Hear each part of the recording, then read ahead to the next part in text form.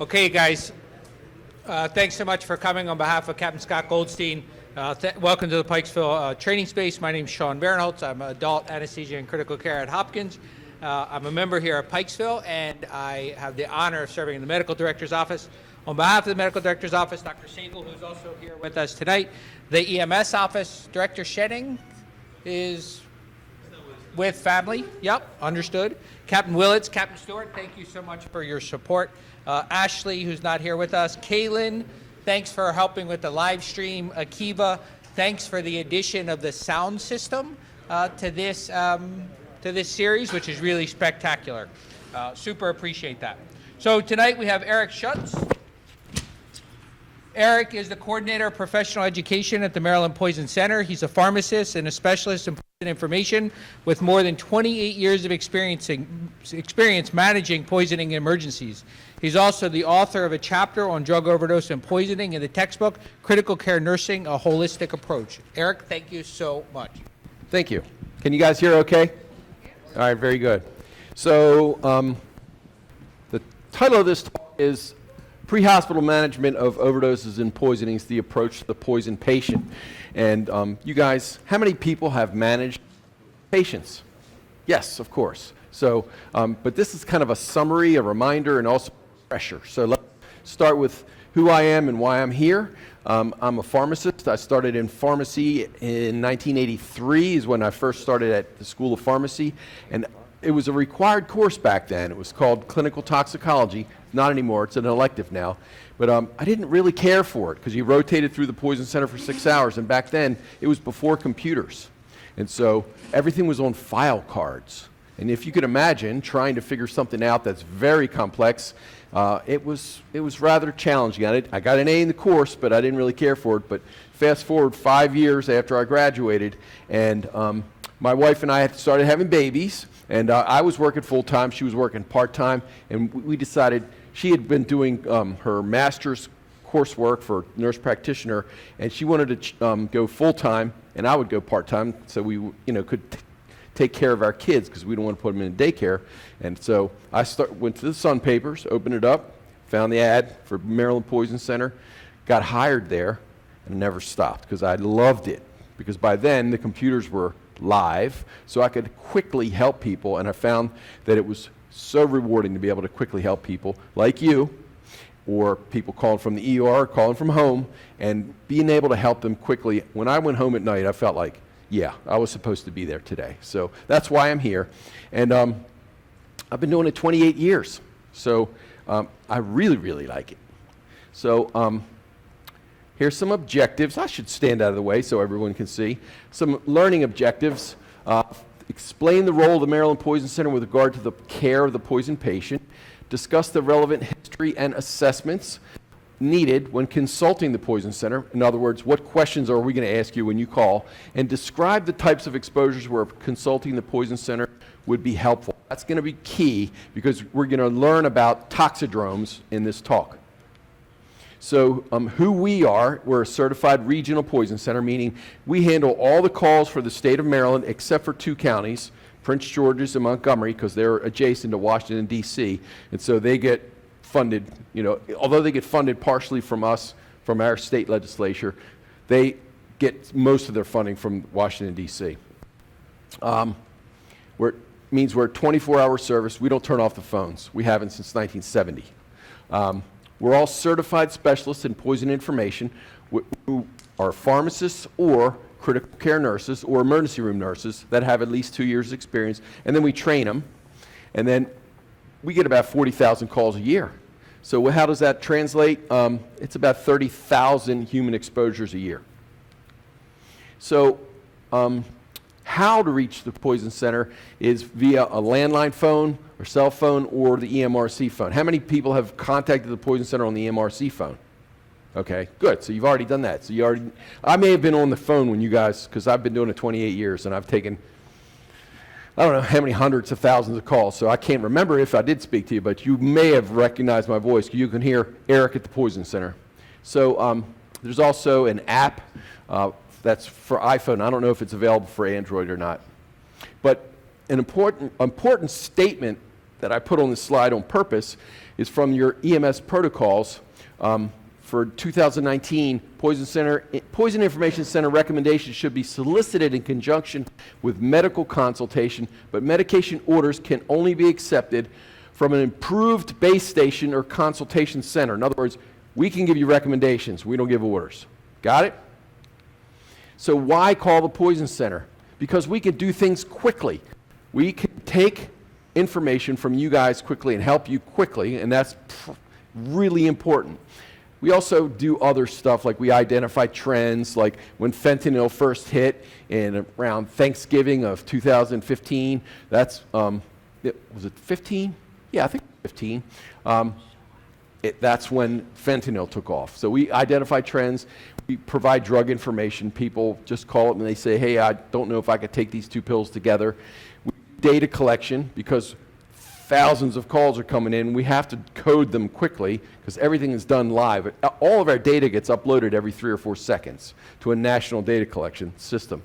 And they also have toxicosurveillance, if they identify clusters of patients or clusters of symptoms or things that are suggestive of bioterrorism or something, send an alert, and I have to figure out whether it's a real one or false alarm. So this is kind of an outline of what we're going to be covering. Scene safety, I'm not really going to talk on that because how many people have been in the military? So you know what scene safety is. When you arrive on the scene, you got to make sure it's not a hot zone where there's bullets flying. I don't know if Baltimore City, you guys, any ride in the city? You may have to worry about scene safety because that's how it is in Baltimore City sometimes. Anyway, basics are airway, breathing, and circulation. Without A, B, and C don't matter. So we're gonna ask for lots of these things, and let me see if this is that's not what I wanted. All right, how about that? There it is. For assessing breathing, we're gonna ask about oxygen, O2 sats, and if they're having any change in mental status, we're gonna ask for blood glucose. We're going to also ask for multiple routes of exposure, especially people that are down. They may have narcotics packed on them and that kind of stuff. So you may have to find out about that kind of stuff too. But primarily what we do is provide supportive care. There are very few antidotes. Sometimes we can do decontamination, but mostly, like 99% of the time, it's just supportive care. And then we're going to ask, when you do transport, take everything with you to the hospital to make sure that everybody knows what's going on to the best of your ability. But then if anything changes, you can always recontact. So what we aim to do is try to get as accurate a history as quickly as possible. So what we're going to ask is specific things. Who are they? What did they take? How much? Now this is critical because pretty much in toxicology, everything is poisonous given the proper amount. I'll give you an example. There was a radio, like a promotion, I think it was in Sacramento, California a few years ago, and the game was whoever could drink the most water in an hour would be the winner.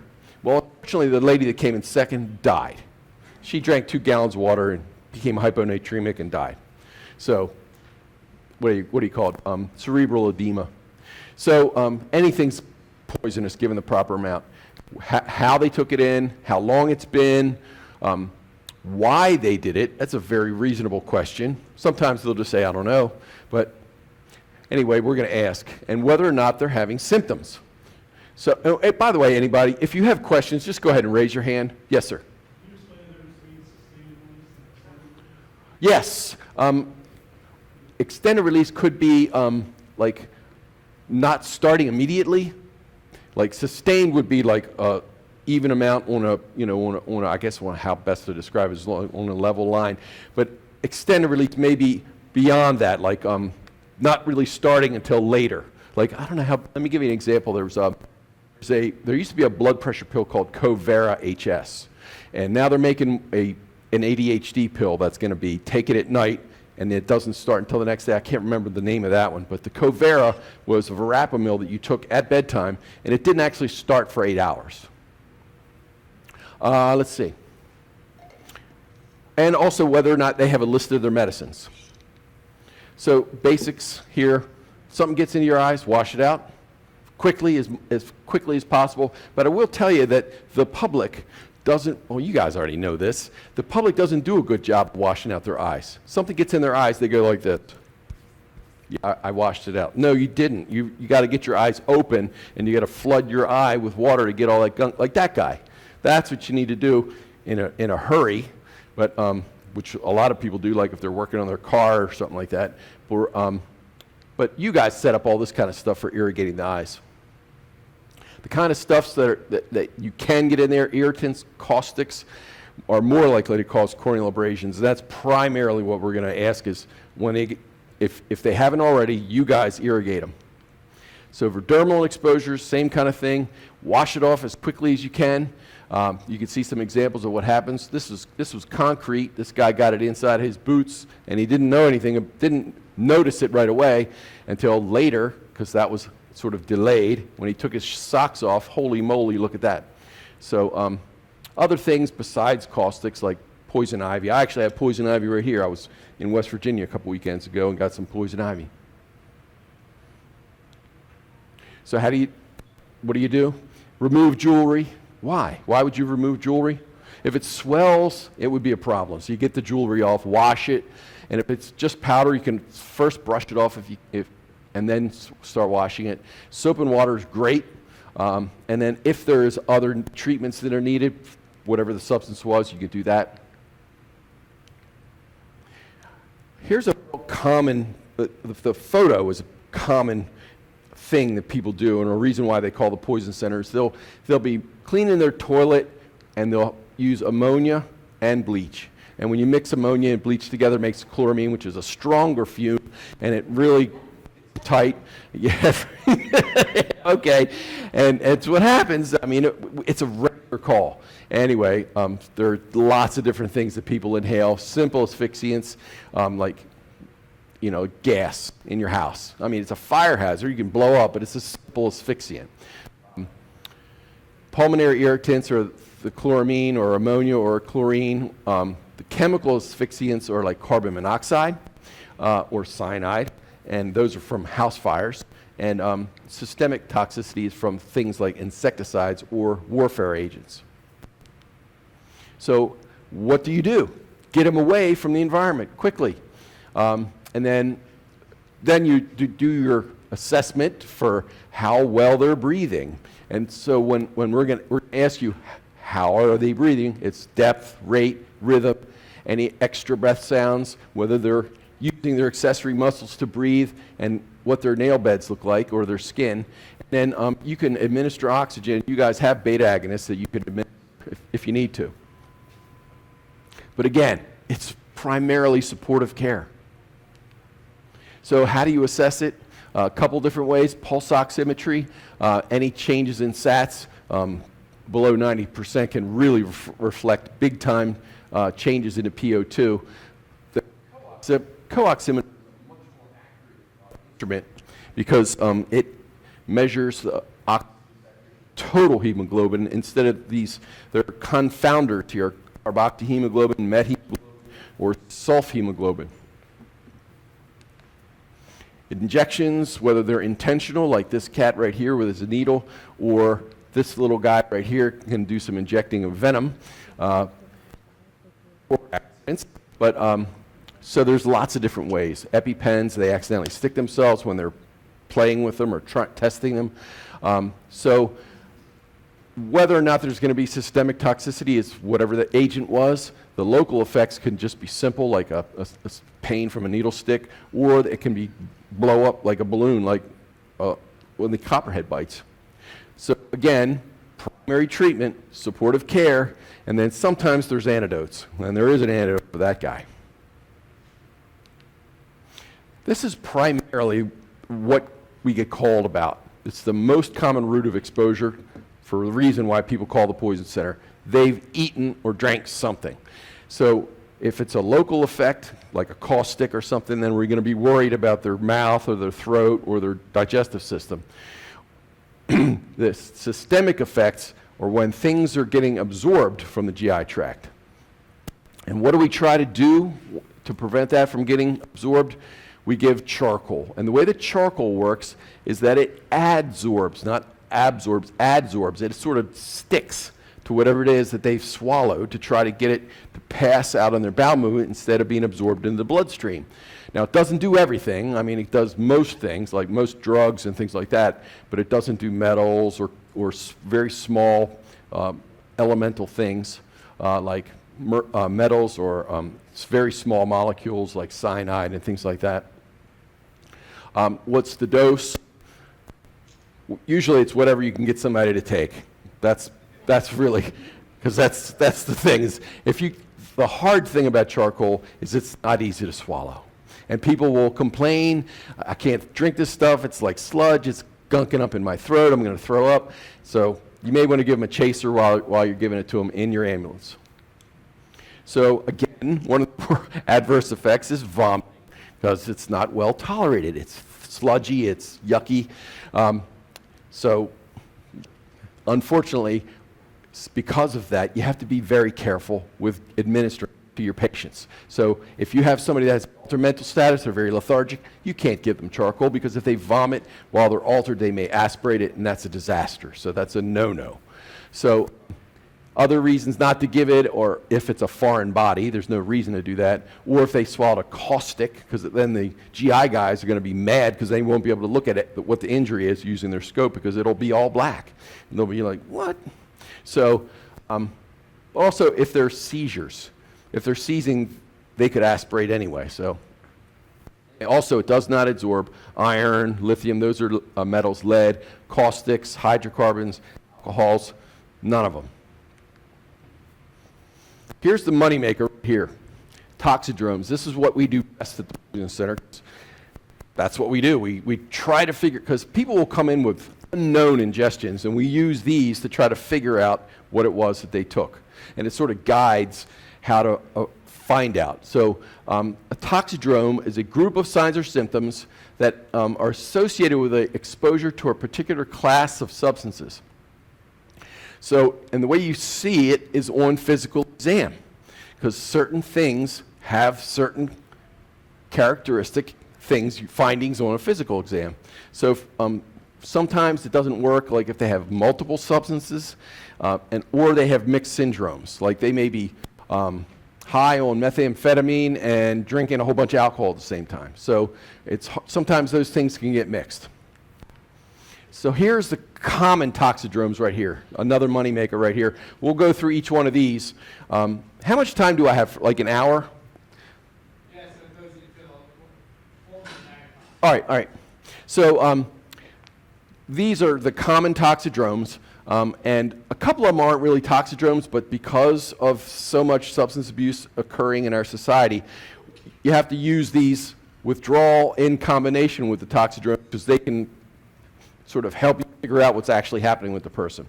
So it's anticholinergics, cholinergics, sedative hypnotics, opioids, sympathomimetics, that's another name for stimulants, withdrawal from opioids, and the other one is sedative hypnotics. So the anticholinergics, they give you very high heart rate, blood pressure, temperature's up a little, but they're delirious. They'll have very, very large pupils, and their bowel sounds will be decreased or absent. The skin is dry and flushed. The reason I made that red on that assessment, the skin, is that we're going to see a toxidrome that's similar to this one, and the difference is going to be in that dry or wet for the skin. You'll see in a bit. But this is dry everywhere, dry mucous membranes, dry under their axilla. They'll have urinary retention. But the simile, the thing that you try to remember, the whole list of things is dry as a bone, red as a beet, blind as a bat, mad as a hatter. Some examples of anticholinergics are the drugs that they take. Diphenhydramine is antihistamine like Benadryl. Amitriptyline is a tricyclic antidepressant. Cyclobenzaprine is a muscle relaxant. Plants, at this time of the year, Jimson weed seeds are out. The pods are bursting open, and people are collecting them, and they're smoking them, or they're eating them to become anticholinergic. And if they become troubled from that, then they'll call you. But if they're enjoying themselves, they won't call you. The anti-Parkinson drugs, Parkinsonian drugs like cogentin, the antispasmodic, that one's for gut spasms, and that's for bladder spasms. And some eye drops are anticholinergic too. Cholinergics are the exact opposite. They have a decrease in like their heart rate, and so mental status is either normal or depressed, or the pupil size is small or normal, but the bowel sounds are very, very increased, and the skin is very diaphoretic. They'll be sweating, the profuse slobbering, tearing, nose running. It's just everything, any orifice is going to have liquid coming out of it.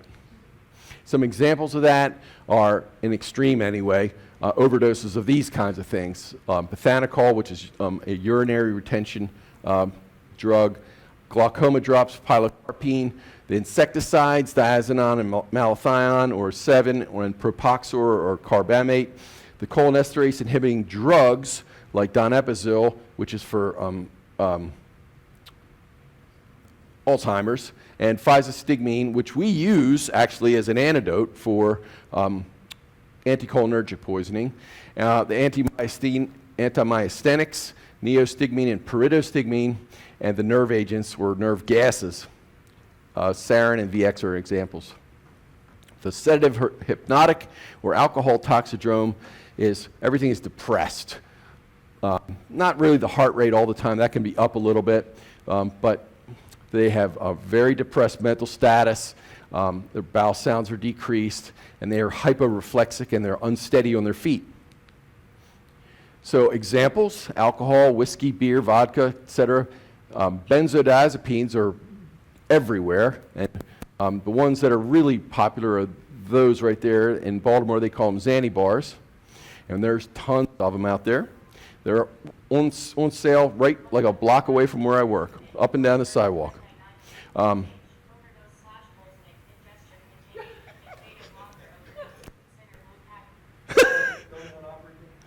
Did you get it?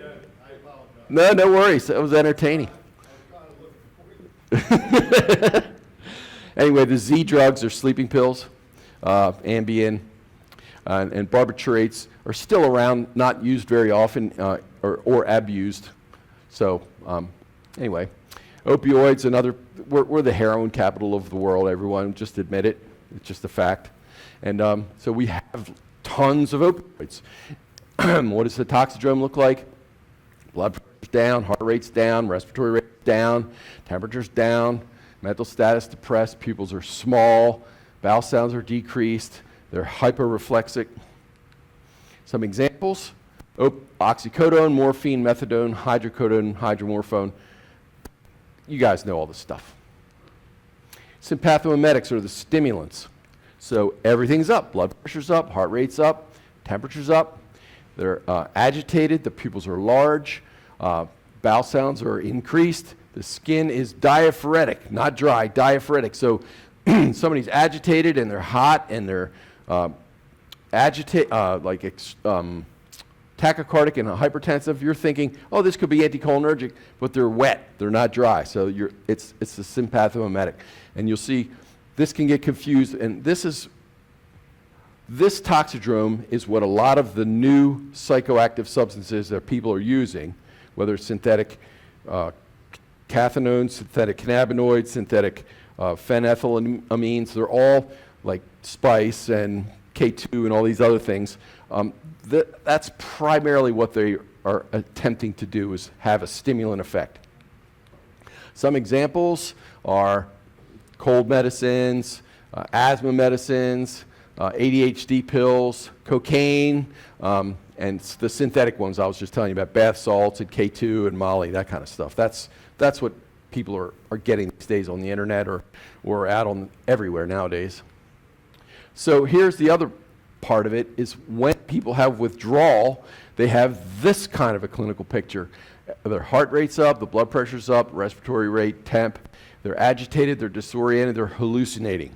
Their pupils are large, they can have increased bowel sounds, they're sweaty, but they can also have seizures. So this toxidrome, people can have a deadly outcome, unfortunately.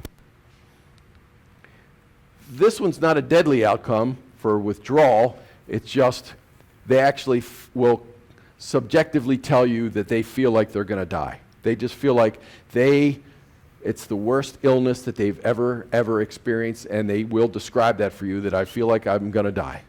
So they're very anxious.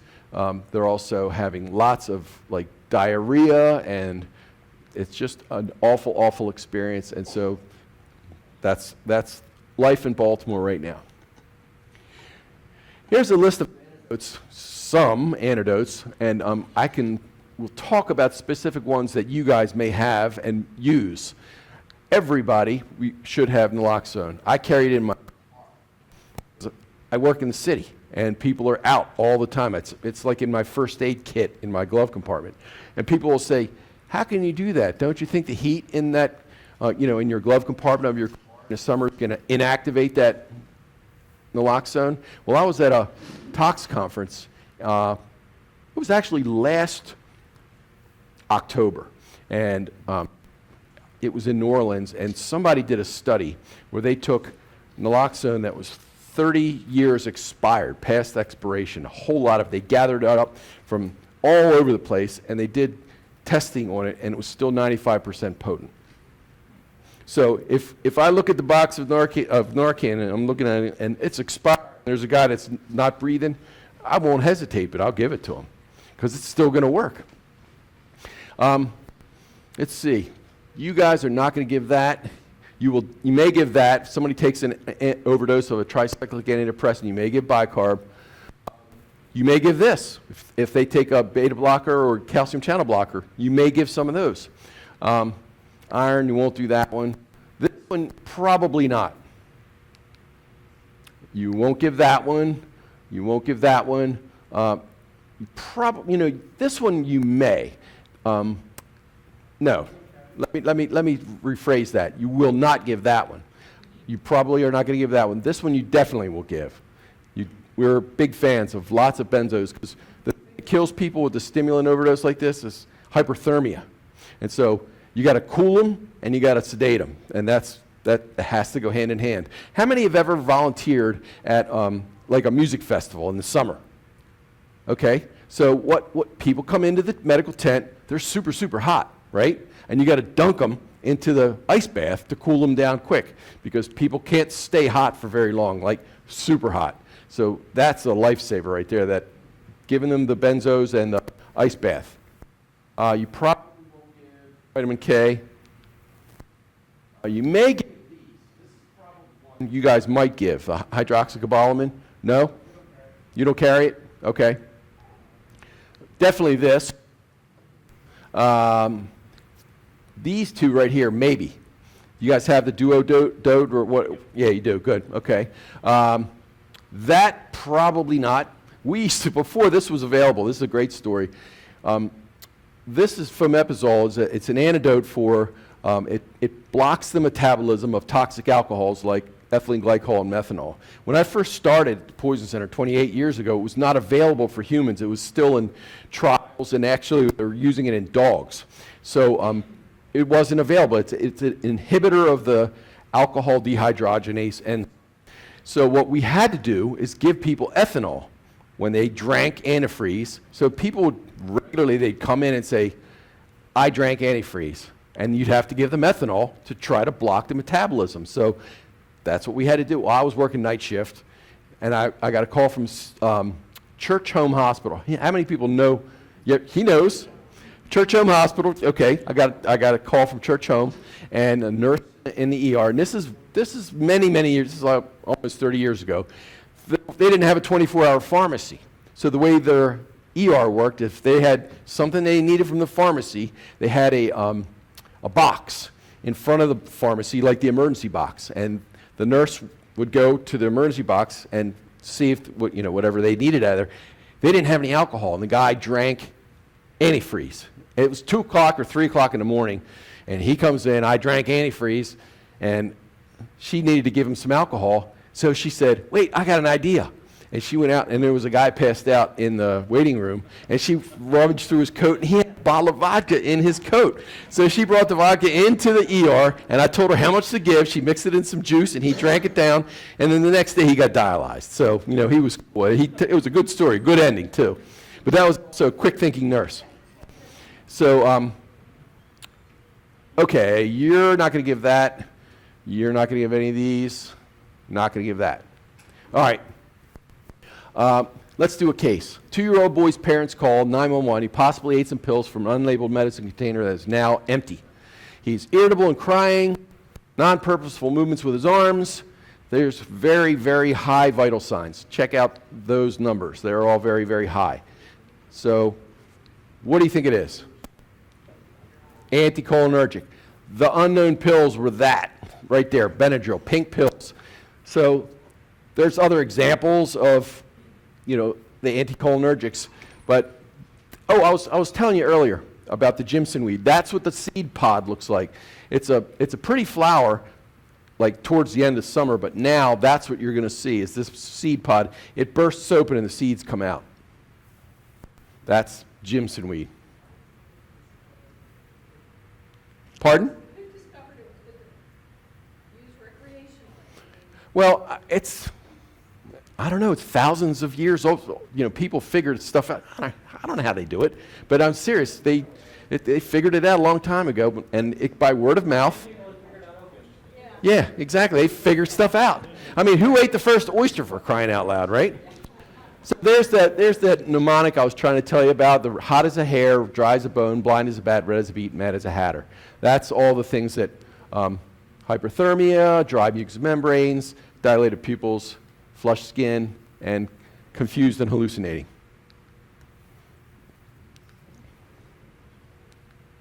So how do you treat it? You can give activated charcoal. So that we're going to ask you to give charcoal. You can sedate them if they're very agitated using benzos. But the thing that is the true reversal agent is physostigmine, but it only lasts for, like Narcan, about an hour. So here's a great, yeah. One of the side effects of obviously the USD versus the downgrade. Right, correct. That's why if you're going to give physostigmine, you have to have atropine ready to go. Yep. Mm-hmm. So, yes, here we go. Another case. This, I don't know, you guys may know this one. Rush hour commuters in a subway are having difficulty breathing and some collapse. Hazmat and EMS crews arrive and transport the patients to nearby hospitals. Most of them have constricted pupils, bradycardia, nausea, vomiting, muscle weakness, oral secretions, and shortness of breath. Cholinergic. It was the subway attack. It was the sarin attack. I forget the name of the terrorist organization, but it was in Tokyo. And so the way that this works is it produces excess acetylcholine. So like that stuff right there was what they had released into the subway in Tokyo. So this is the list of the symptoms that are the muscarinic and nicotinic symptoms. Easy way to remember is sludge or the days of the week. That's the mnemonic. And then the way I like to think of it is dumbbells, because it's lots and lots of secretions. But in dumbbells is those three right there, because that's what kills you. Bronchospasms, bronchoria, bradycardia, the killer bees, they call them.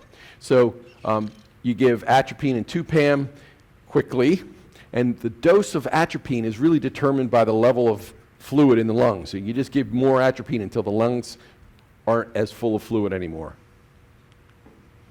So atropine is for the bronchial secretions. There's the doses. That's what the auto-injector looks like. This is what you guys have in, I don't know, do you have it in auto-injector or do you have it in? Used to have multi-dose atropine. Okay, all right. Yeah, because it hasn't really been needed. Yeah, so, because thankfully we haven't had any terrorist attacks. So this is for the neurologic symptoms. It reverses the weakness and paralysis, and there's the auto-injector. There's the kits where they have 2 of them in there. That's the nerve agent auto-injector military thing. So here's another case. A 44-year-old guy comes into the ED after having a seizure. You guys transport him in. His girlfriend said he had bought a drug over the internet, and those are his vital signs. And he keeps repeating that somebody's spying on him. So this is one that people are doing it all the time. They're buying it on the internet.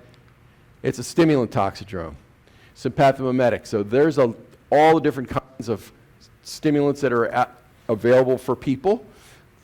Even coffee is a stimulant. But the thing that people are primarily doing is either ecstasy or the amphetamines or these synthetic amphetamines or synthetic cathinones and synthetic cannabinoids. So what does it look like? They're very agitated, etc. The other thing is that they're diaphoretic. That's the thing that differentiates it from the anticholinergic. They're very, very diaphoretic. And the thing that is deadly is this excited delirium.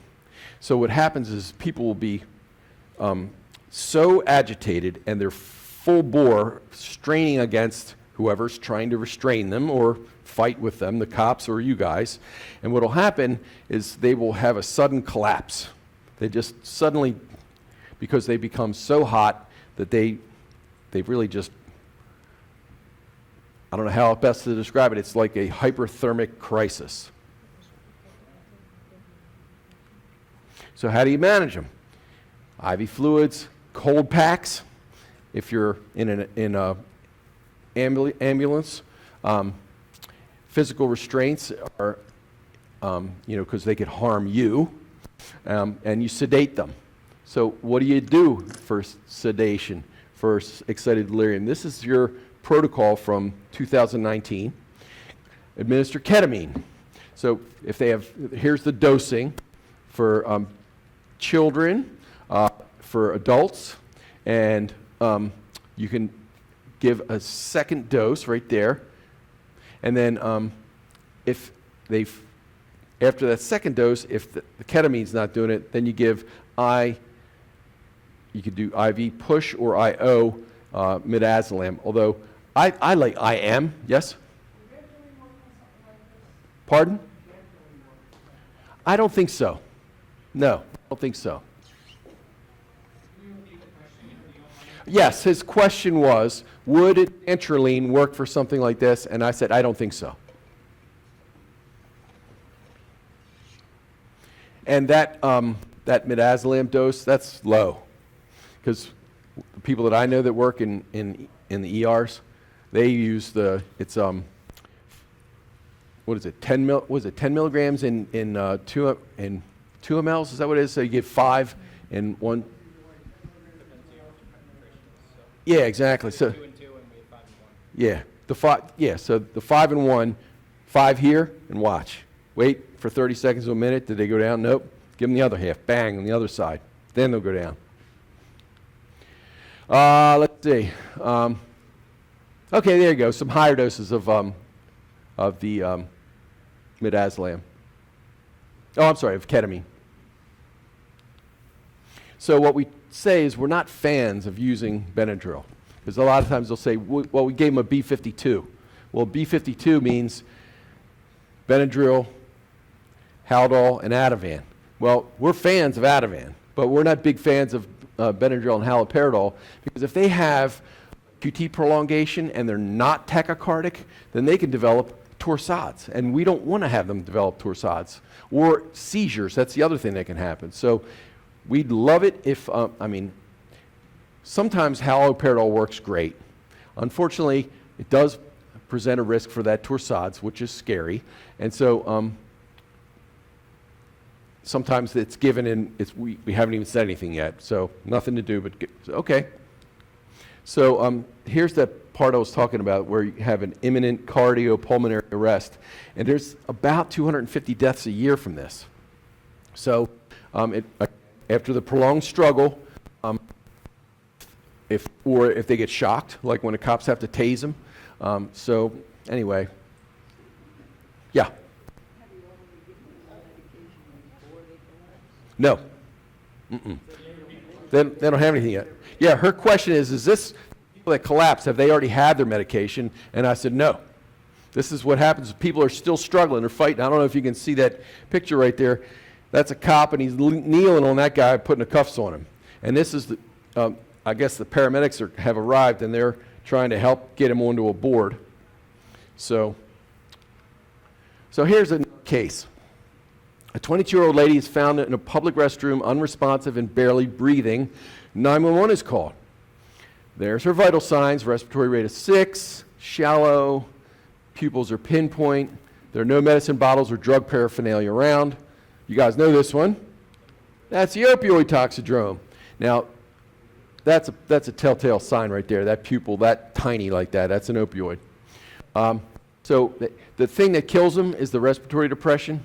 You know, if they're just lethargic and comatose, that's not great, but that's what kills them is the respiratory depression.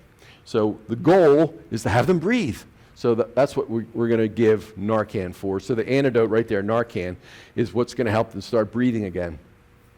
Some other things that happen, methadone is like the prototypical QT prolonger. Tramadol, they have seizures.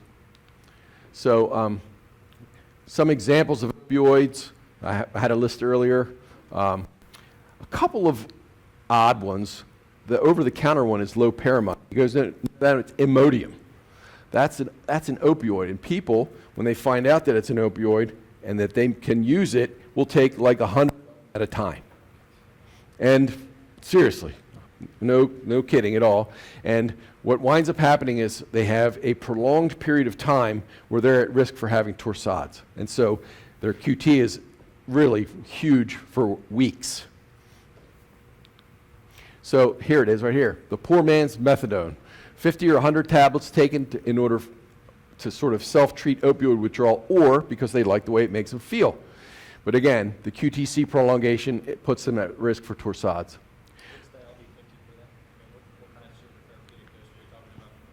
Well, people that take 50 to 100, yeah, that's a regular thing. Sometimes they make it and sometimes they don't. So you can't really do LD50s because you can do that on animals, but not people.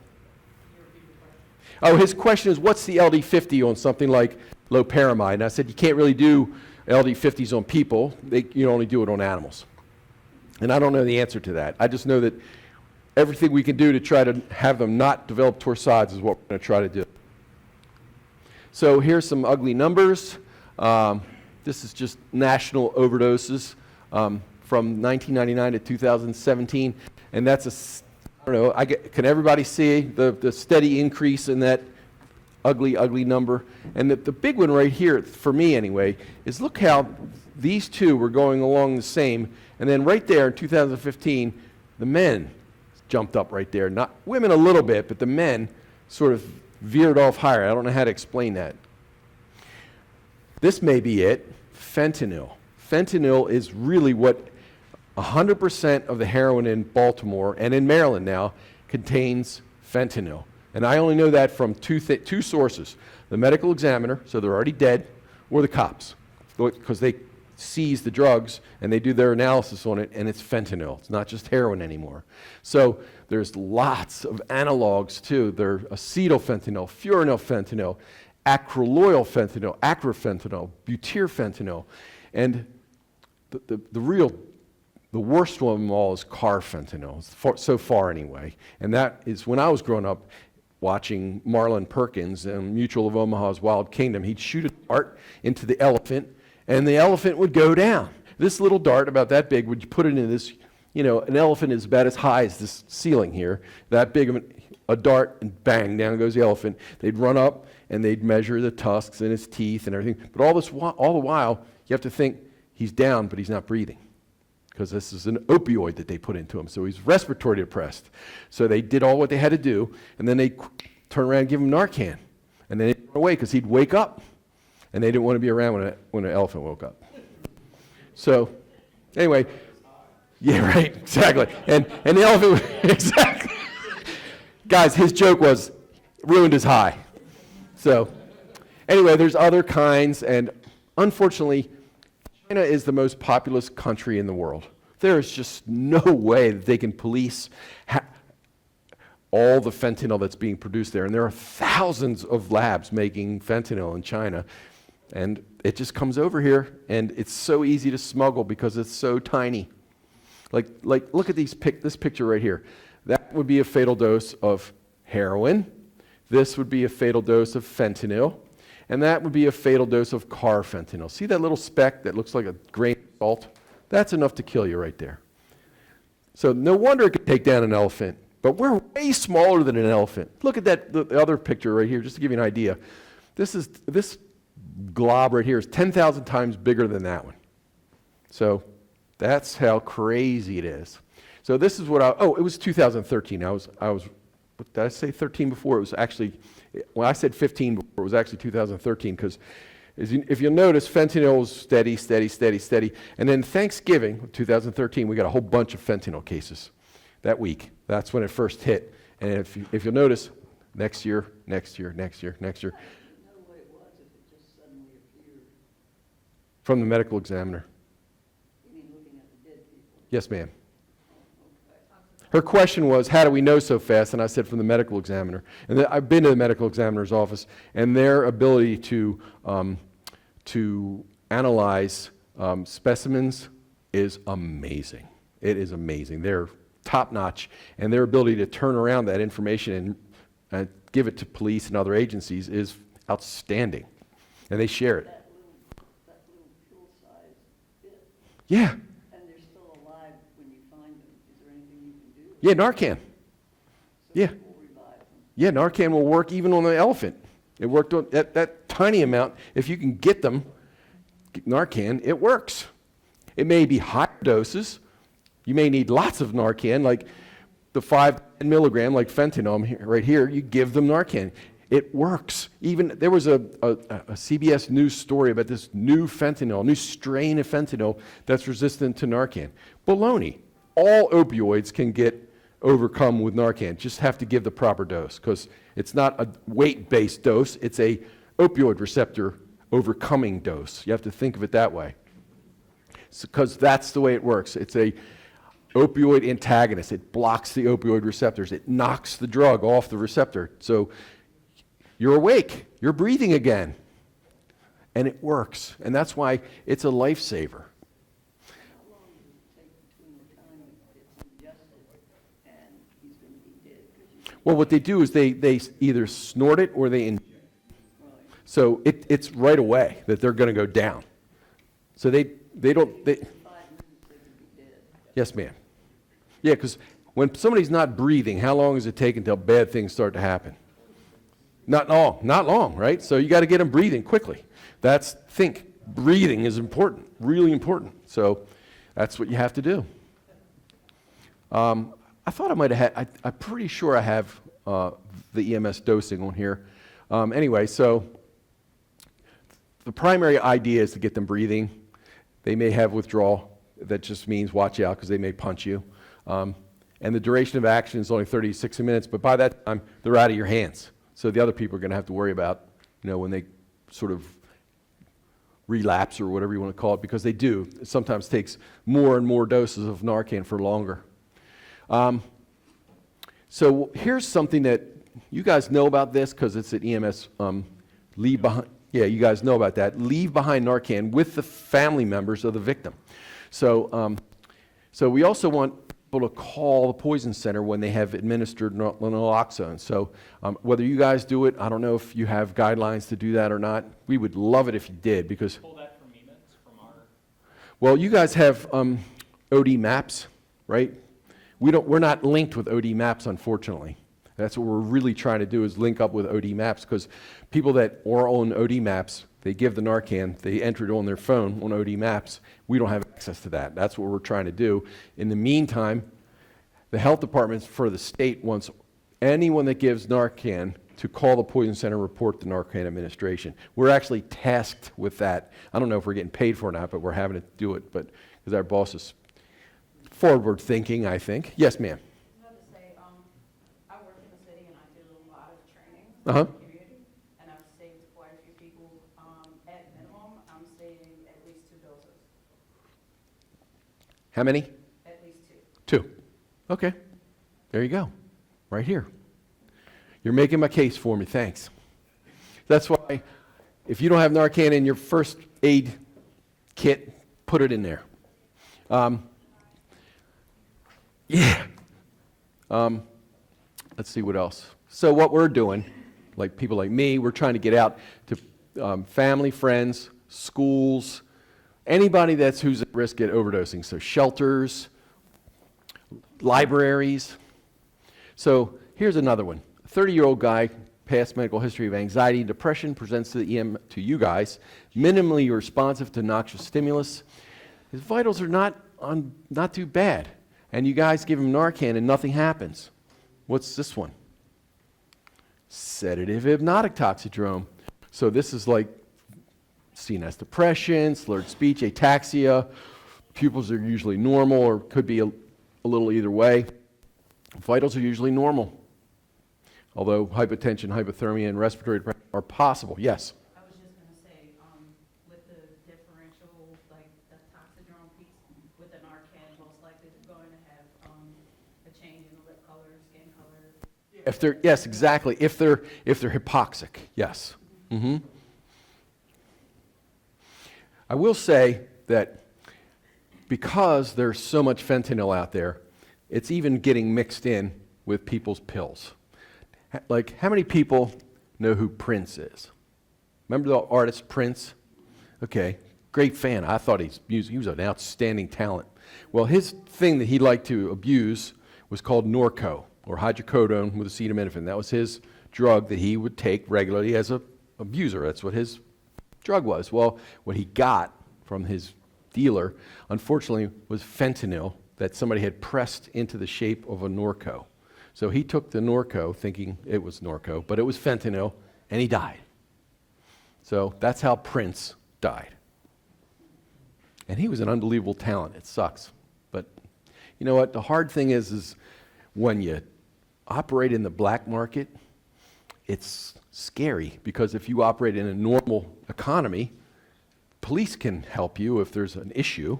But if you're buying things from the black market, there's nobody that can help you if somebody screws you over. There's nothing you can do. So buyer beware. You can choose that lifestyle or choose not that. So think about it. Do you want to buy things from a dealer or you want to buy them in a traditional store? So that's what a Xanibar looks like. That's probably the most common pill that gets abused that's out there. The other ones are the Z drugs I told you about earlier. So this is what they do, how they work. They make you very, very lethargic. And there was a warning in 2016 because there was so much co-prescribing of opioids and benzos that people were having problems because you can have respiratory depression when you combine them. So this is not a photo of Baltimore. This is actually in Brooklyn. In one day, they had like 50 people falling out everywhere, and that was from these synthetic cannabinoids. They're not marijuana in any way. They don't even look like marijuana in the shape of the molecule.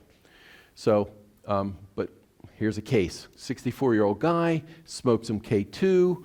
You show up, and look what's going on here. His heart rate decreased to 43 on the way to the hospital. They gave him some atropine, and it got him up to 55. And all of his drug screens were negative. No alcohol, no drug screen, or anything like that. But he needed dopamine to have a pressure of 119/72. And this is not made up. This is from Annals of American Journal of Emergency Medicine. So here it is. CNS depression, hypotension, respiratory depression, bradycardia. Not okay. Other synthetic, yeah. So is there a difference between the synthetic cannabinoids that are stimulants as well as these other ones were depressants? It's really hard to know. It's really hard to know because they alter molecules just by simply adding one group here or a group there, and it could turn it from being a stimulant to being a depressant. Like the first call that I ever got on a synthetic cannabinoid, there was, I think, 6 teenagers or 4 teenagers, I forget, but they were smoking weed in the woods in Glen Burnie, and suddenly one of the kids said, hey, I got some of this new stuff, let's try it. And all four of them went kaplop. And so they were all bradycardic. That's what that last slide was. The one kid went to university, the other three went to Baltimore Washington Medical Center. The kid that went to university had to go because he was intubated. The other three did okay without intubation. But that kid, he spent the night in the ICU at university. These are the ones that cause bleeding too, right? No, that's another story. I hadn't get to that. Thank you for that. I don't know if I have to see if I have that slide in here or not. Last year, there was, I guess, maybe a year and a half ago now, we had an incident lasted for several months. It started in Illinois, but we got it in Baltimore too. And that's where people bought their synthetic, this kind of stuff, looks like pot, synthetic cannabinoids, and they were smoking it, but then they would start to bleed because someone along that black market path of drug manufacturing put brodifacoum into their synthetic cannabinoids. Brodifacoum is what's in decon, rat poisoning. And it's a super warfarin. You guys know what warfarin is? Coumadin, blood thinner. It's a super warfarin, meaning it's thousands of times more potent, and also the duration is for months. So these people had to have massive doses of vitamin K for months in order to stop their bleeding. And some people were not compliant and they died. So I would think, first of all, the patient population is not really conducive to being compliant with taking something 3 or 4 times a day, so that was really tough. Also, it was thousands of dollars. So we had to set up special arrangements for them to have their blood drawn every week or stay in the hospital and get all this vitamin K. And that lasted for about, I think our last case, we had one at the beginning of the year, but before that we had about 50 of them. And Illinois had about 200 of them. Anyway, not good, because people were coming into the ER having, hematuria and being worked up for a stone, and it wasn't. They didn't do their coags. Yes? I just have a question. Uh-huh. I do a lot of stuff with people in the street, so I get the bad batch alerts. Uh-huh. So I guess that would be my question. Could you speak a little bit about the whole bad batch alert? Okay. I don't know if I have this slide. Maybe it was in a different slide set. What she's talking about, the question was, what is a bad batch? And a bad batch means when drugs come in from a higher level dealer into more of a street level dealer, they go into a room somewhere in an abandoned house or in a garage or in a basement or in an apartment or in a hotel somewhere, and they have bins of powder of all different kinds, and a sifter, and a whole bunch of empty gelatin capsules. And they sit down, and then with their hands, and I don't know, they're not going to be able to see. Yeah, can they see me on? All right, so they'll have a whole bunch of bins, and they with their hands, they mix the powders together like this in a sifter, and then shake the sifter into another bin. And this is how they're making the doses that they're giving out on the street. And so not really good mixing. Not really good mixing. And also, all the things that they're putting in there are not heroin or whatever it is they're mixing in there. It may be fentanyl, it may be heroin, it may be lots of things that they add in there. So who knows? And what she asked, the question is, what is a bad batch? Is when one of the dealers has people that aren't getting high or they're falling out from their heroin. Now, there's another, I was at an opioid crisis meeting in Baltimore, I guess it was last spring, and it was with DEA and the state's attorney and the Baltimore City Police and the medical examiners. And what we found is that a dealer will have in his mix, he'll make intentionally too much fentanyl in there, and he'll intentionally kill one of his customers. This is unbelievable. But in order to make his business more attractive to people that want the good stuff, like that guy died. We should get that stuff. That's good stuff. So it's unfortunate. But again, it's black market, and I have 3 nephews that are involved in it, so it's not like it's not a personal issue for me. So it's horrible. I mean, the ring bearer at my wedding is now on the street, opioid use disorder. So, it's really tugs at my heart.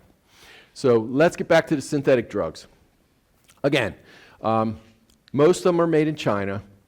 Whether they're legal or not, that's easily, it's so easy to alter these drugs just by adding one little group on there, like a methyl group or a hydroxyl group or something anywhere on the molecule, and it'll change it, and suddenly it won't be illegal anymore. So the legal, I guess, drug control issue is they're trying desperately to keep up with the flood of new drugs that are coming in because there's so many new, they call them novel psychoactive substances, and there's dozens of them every day.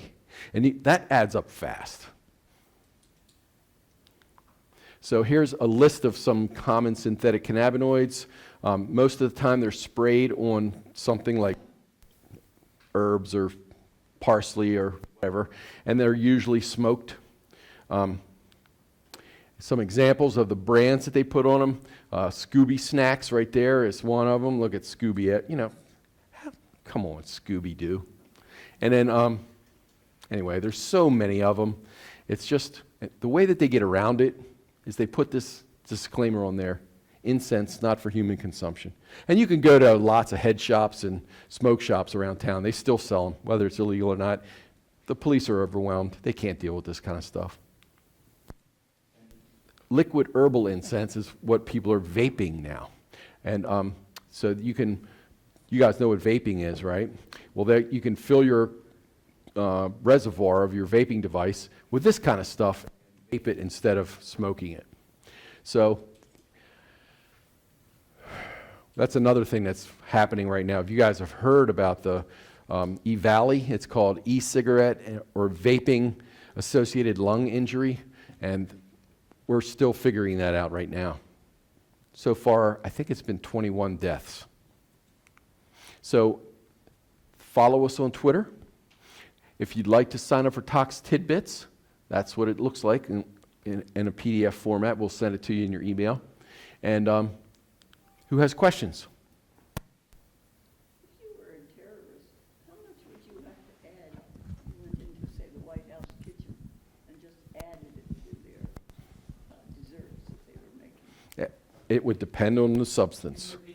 Her question is, if you were a terrorist and you went into the White House kitchen and you wanted to add, something, how much would you need? And I said it would depend on the substance. Yes? Getting rid of escape drugs, what's the most common household overdose thing you see at poison control? Tylenol. Yeah, because it's dangerous in too much, and people don't really realize it. They'll have a dent, they'll have bad tooth pain, and they'll take 2 Tylenol, 2 Tylenol, 2 Tylenol, 2 Tylenol, 2 Tylenol, 2 Tylenol. And they'll do that for a day or two, and their tooth's not getting any better. They show up in the emergency department, the triage nurse will say, "How long have you been doing this?" They'll say, "Oh, I started this yesterday morning. Now I'm not starting to feel really bad too, not just my tooth." And they look at their liver, and it's shot. Yeah. But that's the number one non-street thing. What trends are you seeing right now? What should we be looking out for on the street, legal or illegal, other than the Tylenol and the opioids? Where do you ride? Garrison, right up. All right, if you're close by here, okay. Fentanyl. Now, Actually, we haven't given a whole lot of, we haven't encountered a whole lot of. oh, good. Other than at the metro stop. Yeah. Okay. You have your regular spots, but it seems to have slowed, at least in. In your area. Awesome. I like. Make sure that you're repeating the question. Oh, I'm sorry. His question is, what are things that we should be on the lookout right now? What is a trend or something like that we're worried about right now? And I mentioned for where he rides, Garrison, which is not that far from here, could be fentanyl, because all heroin has fentanyl in it now. So, and again, but I don't really think of Garrison as like a hotbed of heroin. Is it really? No, not really. No. So obviously you see trends Yes, exactly. Like for instance, PG County, which we don't have at all, they don't have the issue with heroin. They do PCP there. PCP is the big thing in Prince George's County. I can't really explain it. Or like out west, methamphetamine is big. Not here in Maryland. We don't have that. We're we're heroin. We're fentanyl now. Do you think that's secondary to the gangs or the dealers that are dealing it? I can't really explain it because, his question is, could it be the gangs are the reason why? But gangs operate everywhere, not just here. And just to give you an example, his question was about gangs. When I went to this opioid fentanyl summit at UB, I heard a frightening statistic. They were saying that the dealers, the gangs, are on every corner. They're on every corner. They're on every corner. So when I had a chance to ask my question, I said, what does that mean? Give me a number. Here within Baltimore City, just a number. How many things are happening right now? He said, at this moment, about 1,000. About 1,000 small businesses, maybe 5 or 10 guys. That's a lot of guys. If it's 1,000 and there's 10 of them, that's 10,000 guys that are actively selling drugs while you and I are sitting in this room right now. So that's Baltimore City. That's a lot. It's overwhelming. Yes? I just had the answer to the question. As far as the research and what we know, is that it's strictly based on the fact that Baltimore is a port city. Mm-hmm. And the fact that Baltimore is a port city, and it's up and down. I-95. Mm-hmm. That it's that corridor that allows fentanyl to be brought into the city. And at one point, I think they were saying it was like less than 5% of the containers that come into Baltimore are actually searched by Department of Homeland Security. Yeah, it's impossible. The number of containers that come in is mind-blowing, and there's no way that they can search every container. So they have to do a sort of a representative sampling just to see. So it would be impossible to search every container. That would be prohibitively silly. It just couldn't possibly be done. So that's how easy it is to smuggle things in. It's sad, but that's why we're here. That's why when they call us, we're going to answer, right?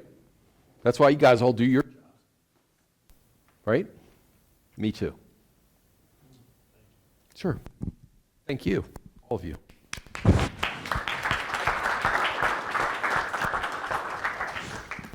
This is the most important thing to take home from tonight. 800-222-1222.